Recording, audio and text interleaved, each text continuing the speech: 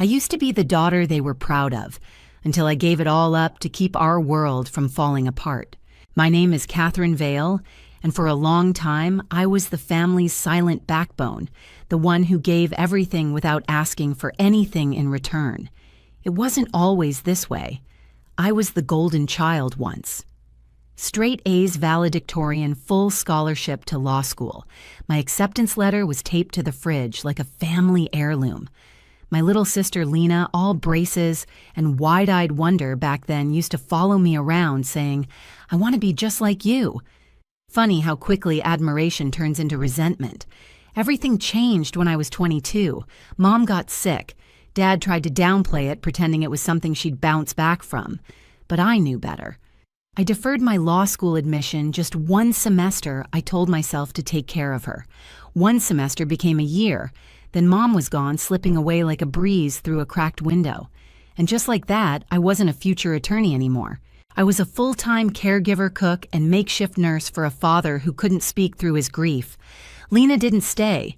She dove into college life and dance competitions, skipping phone calls and holidays. I never blamed her. We were both drowning, just in different ways. While she escaped into the noise of the outside world, I stayed in the quiet house with broken faucets, burnt-out light bulbs, and appliances that refused to work. That's when I started fixing things. Not because I wanted to, but because no one else would. I taught myself YouTube tutorials, instruction manuals, trial and error. I ruined 2 hairdryers and nearly electrocuted myself once, but I learned. Slowly, patiently. I fixed what I could.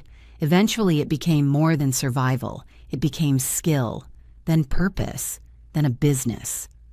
I left the front desk job I'd taken just to pay bills and opened a little shop on the east side of town. Nothing fancy, just a chipped sign I painted myself, "Vale Fixes It." A second-hand workbench, a soldering iron, and a quiet kind of pride. Every time I returned a working coffee maker to an old woman who couldn't afford a new one, I felt something law school never gave me peace. No one applauded. No one posted about me. But those small, quiet wins kept me going. They mattered, even if my family never thought they did. What they saw was a girl who gave up her future to live in the past. But I knew the truth. I wasn't giving up. I was holding everything together. And for years, I stayed in that quiet role. But silence doesn't mean weakness. And eventually, silence speaks louder than anyone expects. They didn't just forget what I gave up. They made a joke out of who I'd become. If there was a medal for being overlooked, I would have had a shelf full. Thanksgiving dinners became performances. Lena would sweep in late, dressed in sharp neutrals and expensive perfume, trailing behind stories of her boss, her panels, her podcasts. Our dad, when he still cared enough to show up, would beam at her LinkedIn updates like they were gospel. I was just the daughter who showed up early to fix the loose doorknob and brought homemade cranberry sauce no one touched. But Lena didn't just ignore me. She crafted a narrative. One where I had wasted potential, where I had settled, where I had become some kind of quirky cautionary tale in flats and dust-covered hands. She weaponized smiles, those perfect PR-trained grins she'd flash before making a joke at my expense. At least I didn't waste my degree tightening screws, she once said, sipping wine like it was wisdom. Or some of us have clients who don't live in retirement homes. No one said anything. They never did. Maybe they thought it was harmless. Maybe they agreed. I never bit back because what would have been the point defending myself to people who already decided my worth was beneath them? They didn't see me, not really. They saw a fixer, a side character, the kind of person you nod at out of politeness, and then forget the second the wine is poured. Even Lena, who I once taught how to set up her first laptop, now looked at me like I was a glitch in the life she wanted to broadcast. And yet, while they dismissed me, something was quietly building. My shop wasn't flashy, but it was steady. Clients returned, referrals grew. Behind the scenes, I started receiving shipments through a logistics partner boxes full of busted electronics from warehouses around the state. Bulk work, consistent pay. I didn't know the names behind the orders, just serial numbers, barcodes, and a line item that said, "Repair required." until one day I saw at MK Tech Systems Lena's company. I stared at the label like it was a misprint, but it wasn't. Her company had been using my services for nearly a year, and she had no idea. Sometimes the final crack doesn't come from a stranger, it comes from the one person who should have known better. I didn't cry when I lost my scholarship. I didn't break when Mom died. I didn't collapse when Dad stopped talking and started drinking. But that rooftop party. That was the moment something inside me finally shattered. It was Lena's idea, of course. Come to our company's cocktail mixer, she'd said on the phone, all sunshine and manipulation. It'll be fun. Good for you to meet people. Might inspire you to level up a bit. I should have known, should have felt the chill in her voice. But I said yes, not for her, and not because I needed the exposure. I went because some part of me still believed that maybe, just maybe, we could meet in the middle again. That sisters, no matter how distant, might still see each other clearly. I arrived early, dressed simple navy blue dress, clean shoes, hair pulled back. I even brought her a small bag of locally roasted coffee she used to love when we were younger, a peace offering, or maybe just habit. She didn't see me at first. She was surrounded, laughing, posing hands, gesturing like she was hosting a TED Talk. Her voice rose above everyone else's, bright and polished. Then she spotted me. "Catherine." She said too loud, too bright. "You came." Eyes turned, heads tilted, that familiar scanning glance, quick calculating, filing me away as not important. Then she said it. "This is my sister. She's in hardware repair." It wasn't the words. It was the way she said them. Soft, dismissive. Like I was a label she could peel off at any time. Like I was the joke and didn't know it yet. "She's like a walking warranty," she added with a smile. "She'll fix anything with a plug." People laughed. I didn't. And then she turned to a man in a sharp gray blazer. Ben remembered the blender story. My sister fixed Mom's old one instead of just upgrading it. I swear she'd rather fight technology than embrace it. More laughter, more eyes on me, no curiosity, just amusement. I opened my mouth, closed it again. Not because I didn't have a comeback, but because I knew it wouldn't matter. Not here, not to them. So I turned to the snack table and pretended the canapes were interesting. And then the elevator dinged. A hush, not silence, but a shift. You could feel it. Mara Kingsley walked in. She didn't pause, didn't pose, didn't even look for Lena. She walked straight to me. "Catherine?" she said, her voice cutting clean through the air. "I didn't expect to see you here." I shook her hand. Neither did I. Behind me, I felt Lena stiffen. You two know each other." Mara turned calm and factual. "Your sister is the reason your logistics team has been able to maintain a 97% equipment turnaround. You've been using her services for 2 years. The silence that followed was beautiful. I didn't smile. I didn't gloat. I just stood there calm as the air cracked open and the truth spilled in like sunlight. When the truth shows up uninvited, it doesn't knock. It kicks the door wide open.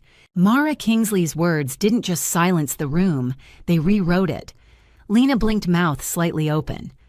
I thought that was a third-party contractor." "It is," Mara replied smoothly, "but Catherine's shop is the one they subbed to. She solved problems your team couldn't even diagnose." Then she turned back to me. "We've never met in person, but your work speaks volumes." I nodded. Calm, measured, my voice steady. "Thank you." And just like that, the ground tilted. No more jokes, no more chuckles. The people who had laughed at me earlier now stood uncertain, curious. Their carefully crafted scripts didn't have a page for this version of me. I wasn't supposed to matter, but now I did. The rest of the evening shifted like someone had pulled back a curtain and let the air in. People approached me cautiously at first, then with genuine interest.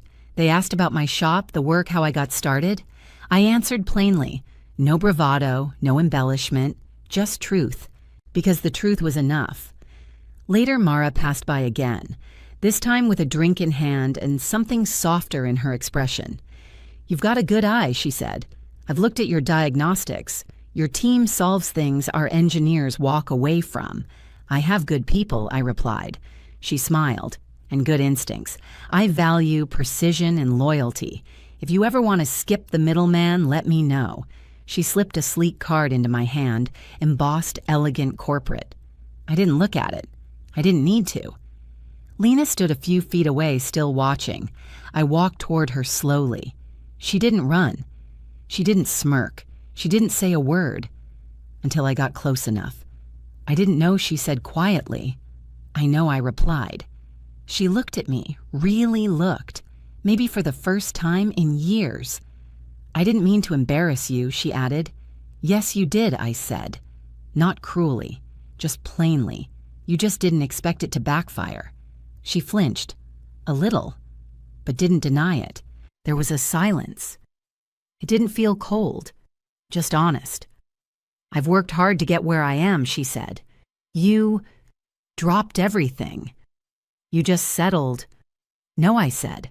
I rebuilt. She blinked. Her wine glass shook slightly in her hand. I guess I always thought you gave up. A lot of people did, I said. That's the luxury of distance. Her lips parted like she wanted to defend herself, but she didn't.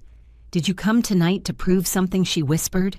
I laughed once, quiet and brief. No, I came because you asked, and that was the truth. I wasn't there for revenge. I wasn't there to be seen. I was there to let the facts breathe. And they did. Sometimes the loudest shift in a room comes from a silence that no one can ignore. After that moment with Lena, something in the air changed for everyone. The laughter never came back. The snide looks didn't return. In their place was something new, attention. Not the kind I'd ever asked for, but the kind that made people see me. People who hadn't glanced twice earlier now approached me with cautious admiration. They asked about my work, about turnaround times, client stories. One woman leaned in and whispered, "You saved our warehouse's entire spring rollout. I had no idea that was you." I didn't boast. I didn't grandstand. I just told the truth, because that was all I ever needed. Mara passed by again near the end of the night, this time alone. She stopped beside me and nodded toward the skyline. I like people who keep the system running quietly, she said. No one sees them, but they're the ones who keep the lights on. I smiled. I just fix what's broken. You do more than that, she said. You restore function. That's harder than building from scratch. It requires care. Then she held out her hand again, not to shake this time, but to offer something more. If you ever decide you're done working in the shadows, my door's open. I took the card. I didn't say yes. I didn't say no. I just said, I'll think about it. And I meant it. Lena stood across the room still. She wasn't posing anymore, wasn't performing. When I looked at her, she didn't look away. I walked over. She was gripping her wine glass like it was grounding her. I really am sorry, she said again. I nodded. Good, now do better. She looked down, not in shame, maybe in understanding, like something had finally clicked. And in that moment, I felt no need to correct her or comfort her or punish her. Her reaction was hers to carry. Mine was done. That night, I didn't walk out with a trophy or a title or a job. I walked out with something better. Balance. The scale had finally leveled, and not because I forced it, but because the truth finally had a voice. And it spoke when it needed to. I never needed to be discovered. I just needed to stop hiding from my own worth. I didn't take Mara's offer, not because I wasn't tempted, not because it didn't feel validating, but because I realized something that night. I didn't need a bigger platform to feel seen. I didn't need Lena's approval or Mara's card or a room full of business suits to remind me that what I built mattered. I already knew. The card she gave me. It's still in a drawer in my shop, tucked under a stack of old receipts and faded instruction manuals. I keep it not as a missed opportunity, but as a reminder. That night wasn't about promotion. It was about perspective. People talk a lot about revenge, how sweet it is. But that's not what this was. This was truth. Undeniable, quiet, long overdue, and in many ways far more powerful than vengeance. Since that night, my shop has stayed busy. The exposure helped, sure. Some new clients trickled in, but that's not what I hold on to. What stays with me are the quiet wins. The elderly man who brings me his late wife's antique mixer and thanks me with tears in his eyes. The single mom whose only laptop I revived just hours before her online exam. The teenage assistant I hired Miles, who now wants to launch his own mobile repair truck. That's the legacy I care about. Lena and I talk now, carefully, not like sisters who braid each other's hair and swap secrets, but like people who are trying, who finally saw each other clearly for the first time and are still figuring out what that means. She hasn't mocked me since. Sometimes she even asks for advice on budgeting or how to reset her thermostat, and I give it. Not because I need her approval anymore, but because I've let go of needing anything from her at all. What I've learned is this. Respect doesn't always arrive in applause. Sometimes it's in the quiet pause after people finally stop talking long enough to listen. I never shouted to be seen. I never demanded recognition. But when truth finally walked into the room, I didn't flinch, because I'd been standing in it all along. So if anyone ever asks what I do, I tell them the truth. I fix what's broken. And I don't just mean appliances. Have you ever been underestimated by your own family? Ever had your truth finally come to light? Share your story below and don't forget to like and subscribe. Someone out there might need to hear that quiet victories still matter.